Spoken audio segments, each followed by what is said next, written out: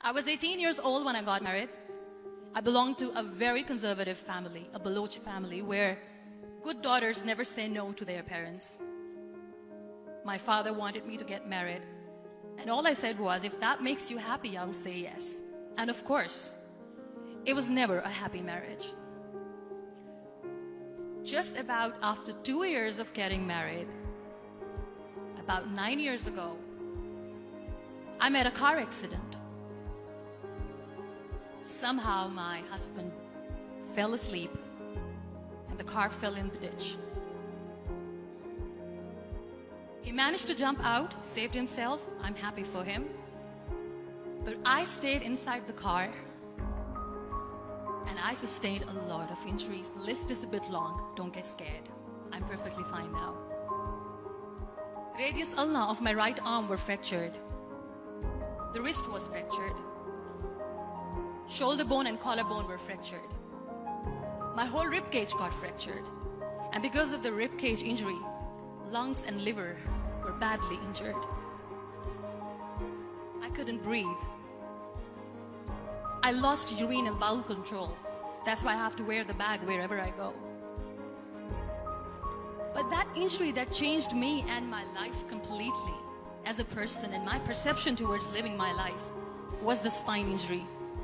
I was in the middle of nowhere in that toppled car. Many people came to rescue. They gave me CPR. They dragged me out of the car. And while they were dragging me out, I got the complete transection of my spinal cord.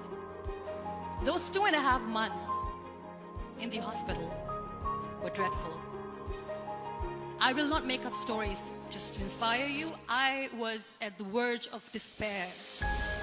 One day, doctor came to me and he said, well, I heard that you wanted to be an artist, but you ended up being a housewife. I have a bad news for you. You won't be able to paint again because your wrist and your arm are so deformed, you won't be able to hold a pen again.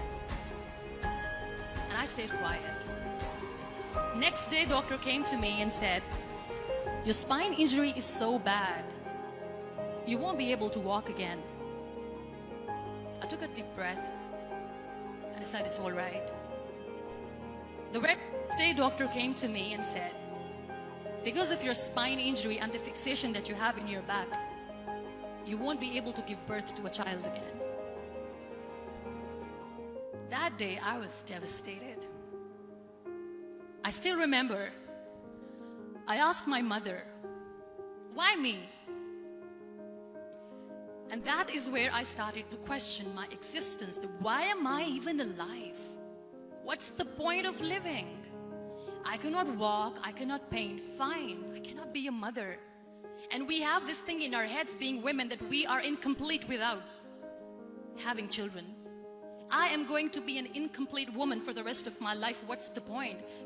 One day I asked my brothers, I know I have a deformed hand, but I'm tired of looking at these white walls in the hospital and wearing these white scrubs. I'm getting tired of this. I want to add more colors to my life. I want to do something. Bring me some colors. Bring me some small canvas. I want to paint. So the very first painting I made was on my deathbed. There were a lot of infections in my body, a lot of allergies. So doctors wanted me to lie down on the bed straight for not 6 months, for not 1 year, for 2 years. That was the time where I realized how lucky people are, but they don't realize.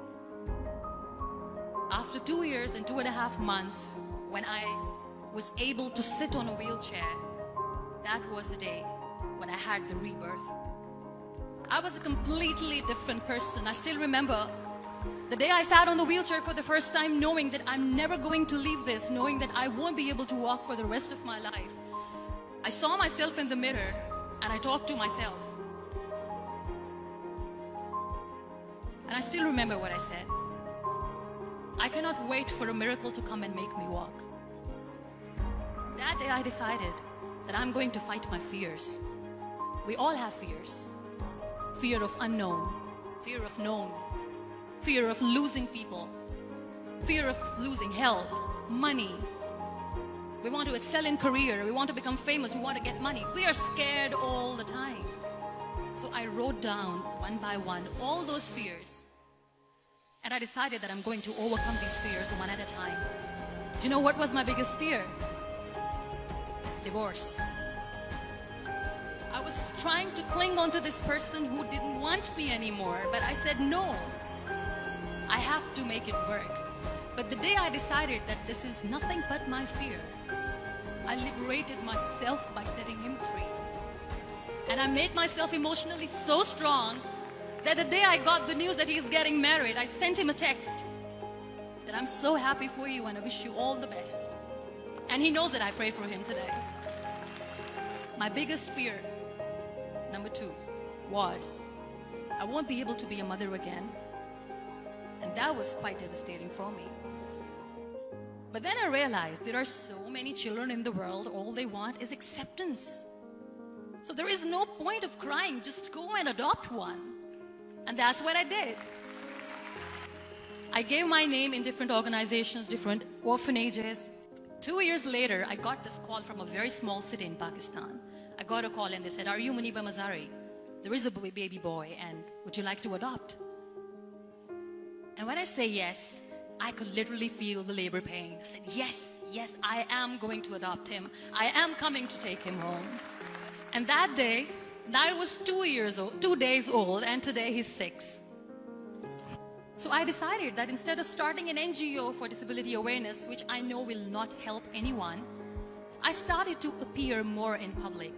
I started to paint. I always wanted to. I have done a lot of modeling campaigns, different campaigns for brands like Tony and Guy. I decided that I'm going to join the national TV of Pakistan as an anchor person, and I've been doing a lot of shows for the last 3 years. So when you accept yourself the way you are, the world recognizes you. It all starts from within. I became the National Goodwill Ambassador for UN Women Pakistan, and now I speak for the rights of women, children. We talk about inclusion, diversity, gender equality, which is a must. I was featured in BBC 100 Women for 2015. I'm one of Forbes 30 under 30 for 2016. We always expect ease from life. We have this amazing fantasy about life. This is how things should work. This is my plan. It should go as per my plan. If that doesn't happen, we give up. So my dear friends, let me tell you one thing. I never wanted to be on the wheelchair. Never thought of being on the wheelchair. I was always aspiring to do bigger things, but had no idea that for that I have to pay the price to be where I am today. This life is a test and a trial. I'm never supposed to be easy. So when you're expecting ease from life, and life gives you lemons, then you make the lemonade, and then do not blame life for that, because you were expecting ease from a trial. Trials make you a stronger, better person. Life is a trial. It is okay to be scared. It is okay to cry. Everything is okay, but giving up should not be an option. They always say that failure is not an option. Failure should be an option, because when you fail, you get up, and then you fail, and then you get up, and that keeps you going. Nothing is perfect in this world. We all are perfectly imperfect, and that is perfectly all right. That's all right. Live your life fully. Accept yourself the way you are. Be kind to yourself. Be kind to yourself. I'll repeat, be kind to yourself, and only then you can be kind to others. Love yourself and spread that love. Never give up. The real happiness doesn't lie in money or success or fame. I have this all, I never wanted this. Real happiness lies in gratitude. So be grateful, be alive, and live every moment. Thank you so much, everyone. Thank you.